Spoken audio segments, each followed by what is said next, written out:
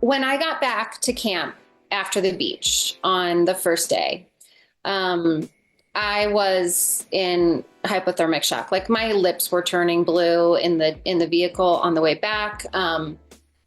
It was bad. I was extremely lethargic. I just did a podcast with Christy Carlson Romano for my Almost Famous OG podcast, and we were talking about it. And it was bad. It was really scary. And so I get back to camp and ended up having the mirror room interview after I ate and warmed up a little bit. And, going into the show, that was one of my goals. I wanted to get to the end. I truly did. I wasn't one that wanted to just sign up for the show and get the paycheck on the first day. You know what I mean? I wanted to challenge myself, as much as I could. And this is a once in a lifetime opportunity. And the mirror room part of it, I wanted to get to that. Thought that it would be, farther along, but because of what happened to me, they pulled me in.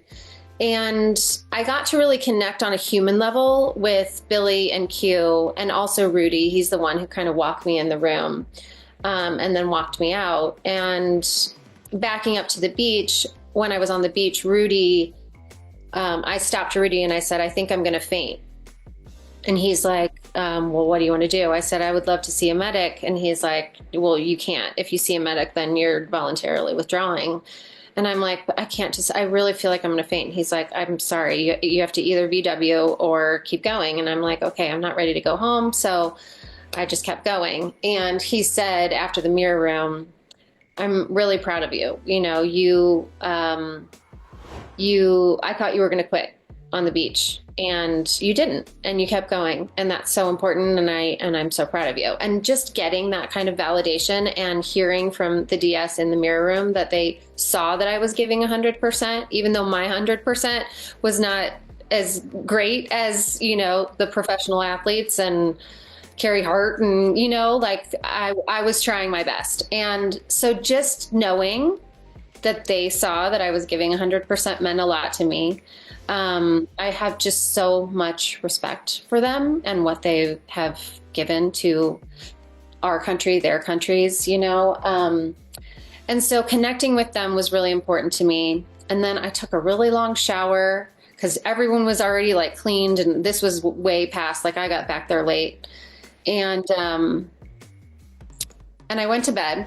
They were like, get some rest, see how you feel in the morning. But in the mirror room interview, they were like, it's just going to get harder. It's going to get really hard. And it was already really hard. The in-betweens were what were really hard for me. Running with the pack, which is a third of my body weight, essentially. It was really hard. I've never been a runner. And those were the hard parts. The tasks I was actually kind of excited about and thought I did really well in them, even though I didn't pass technically, but the helicopter and whatever.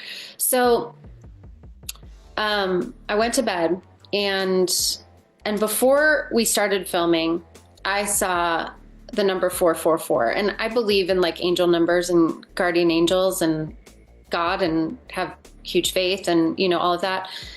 And I went into it knowing or believing that my guardian angels were kind of watching over me, and went to bed, and I woke up to the explosions like all of us did. Right. And instantaneously, a peace came over me, thinking, you're good. You've gotten a lot out of these 2 days, even though it's just 2 days, it was a lifetime. And I woke up thinking, you're okay. You can go, and I wasn't in a hurry. And I was like, I feel like I've been a burden to a few people. I don't want to feel like a burden. I wanted to challenge myself, but burdening other people to kind of help me. And they didn't have to help me. Golden was carrying my pack. You could see it in one of the episodes, one of the moments by the bridge. He had 2 packs on. One of them was mine.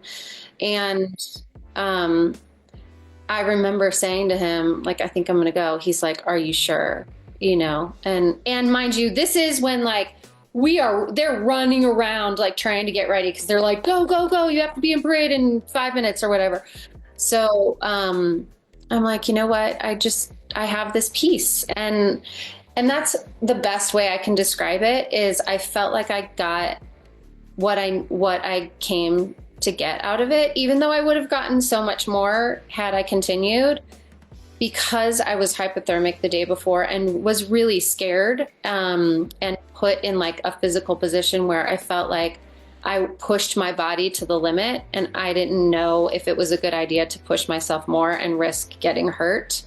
And I'm glad I did, because you see what happens, and that is not only the like submersion, but the fighting. And I've never been in a fight in my life, and I'm really glad that I didn't start it there, because people were leaving with broken bones.